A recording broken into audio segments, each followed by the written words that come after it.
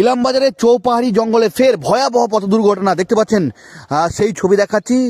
দুটি গাড়ির মুখোমুখি সংঘর্ষ এবং দুমড়ে মুচড়ে গেছে গাড়িটি, দেখতে পাচ্ছেন সেই ছবি দেখাচ্ছি।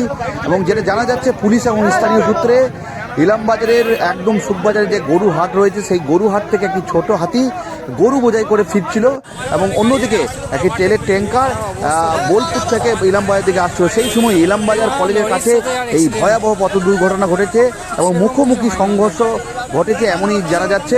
এবং এই ঘটনায় দুজনের অবস্থা আশঙ্কাজনক এবং একাধিক গরু কিন্তু আহত হয়েছে এই ঘটনায়।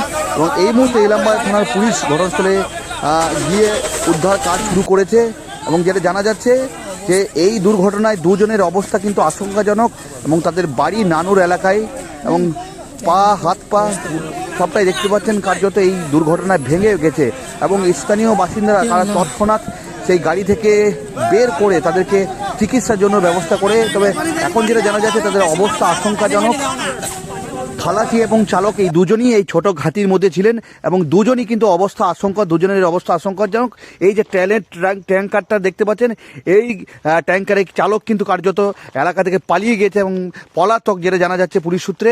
এবং এরপর দেখতে পাচ্ছেন যে কার্যত যে ঘটনা ঘটেছে সেই মুহূর্তে পথ চলতি মানুষজন তারা কার্যত গাড়ি থামিয়ে এই দুজনকে উদ্ধার করে চিকিৎসার ব্যবস্থা করেন এবং ঘটনাস্থলে ইলামবাজার থানা পুলিশ এসেছেন, পুরো ঘটনা তদন্ত শুরু করেছেন।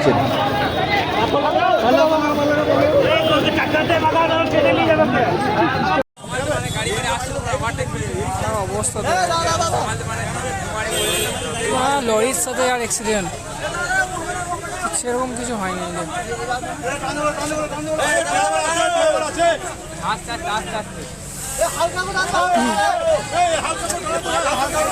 কিভাবে গাড়ি চালায়